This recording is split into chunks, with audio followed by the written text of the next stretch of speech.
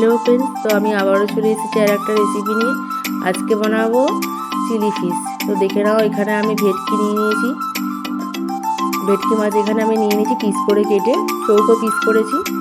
এর মধ্যে এবার আমি নুন, হলুদ আর লেবুর রস মাখিয়ে রেখে দেবো কিছুক্ষণের জন্য।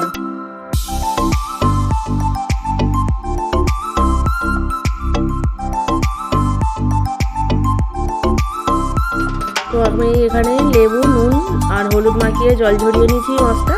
এবার আমি এক এক করে মশলা দিয়ে দেবো। এখানে 1 চামচ রসুন বাটা, 1 চামচ আদা বাটা, ছোটো চামচের 1 চামচ হলুদ গুঁড়ো আর একটু লঙ্কার গুঁড়ো দেবো, আর একটু সয়া সস দেবো 1 চামচ, একটু টমেটো সস দেবো পরিমাণ মতো।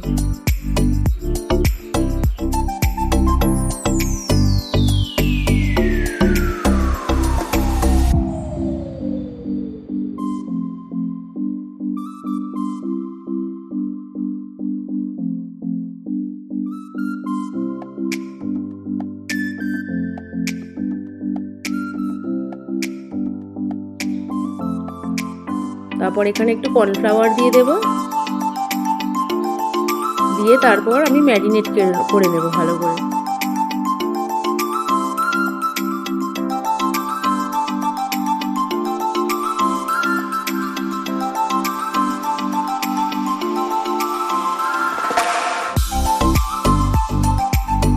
দেখে নাও, এখানে আমি ভালো করে ম্যারিনেট করে নিয়েছি। এখানে তোমরা চাইলে গোলমরিচের গুঁড়ো দিতে পারো। এবার এখানে আমি সাদা তেল দিয়ে দিয়েছি কড়াইতে।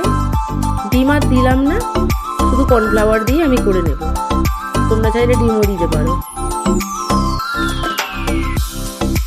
এবার আমি মাছগুলোকে এক এক করে ফ্রাই করে নেব।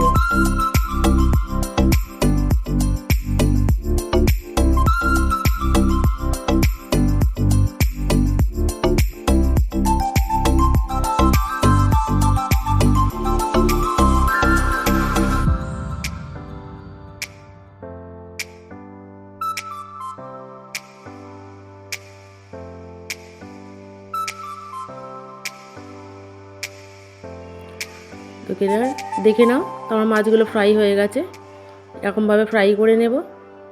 এবার আমি আস্তে আস্তে মাছগুলোকে সব ফ্রাই করে নেব, তুলে নেব।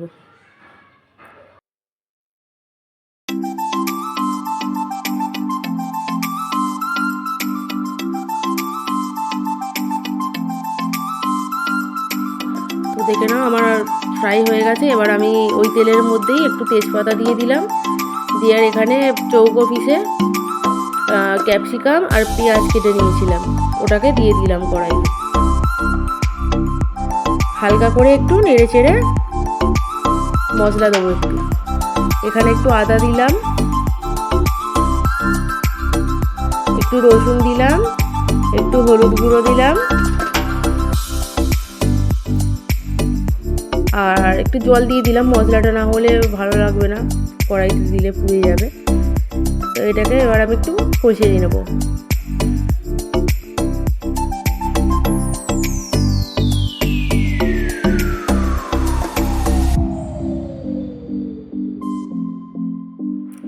আর এখানে একটু নিয়ে নিয়েছি সয়া সস আর টমেটো সস 2 চামচের মতো, আর একটু কাঁচা লঙ্কা কেটে নিয়েছি। এবার এটাকে দিয়ে দেবো আমি, দিয়ে আর এবার এই সসটাকে দিয়ে আর একটু কষিয়ে নেব মশলাটা।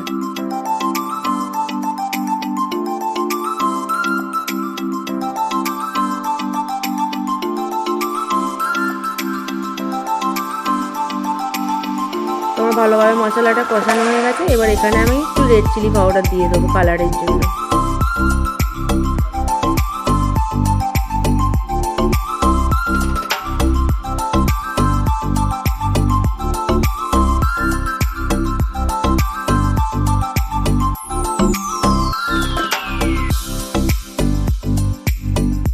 দেখে নাও, এখানে আমার মশলাটা কষানো হয়ে গেছে। এবার আমি এখানে নুন দিয়ে দেবো পরিমাণ মতো।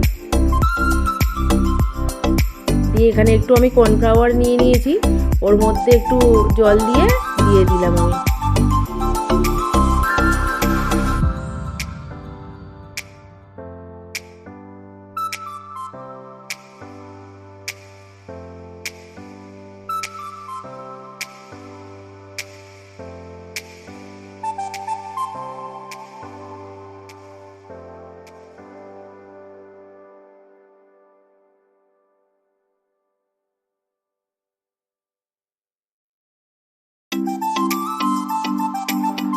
দেখে নাও এখানে আমি জল দিয়ে দিয়েছি। এবার এটাকে একটু আমি ফুটতে দেব, দিয়ে ঢাকা দিয়ে দেবো। তারপর ঢাকা তুলে একটু পরে মাছগুলো সব দিয়ে দেবো, দিয়ে তারপর আবার একটু ঢাকা দিয়ে রাখবো, তাহলে মাছগুলো ভালোভাবে সিদ্ধ হয়ে যাবে।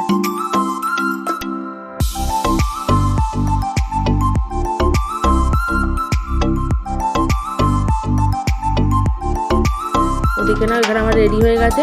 নামানোর একটু আগে আমি ধনেপাতা দিয়ে দিলাম। ধনেপাতা দিয়ে আমার আর একটু ঢাকা দিয়ে রাখবো। তো দেখে নাও আমার চিলি ফিশ রেডি হয়ে গেছে। তোমরা চাইলে এরকমভাবে বাড়িতে বানিয়ে দেখতে পারো।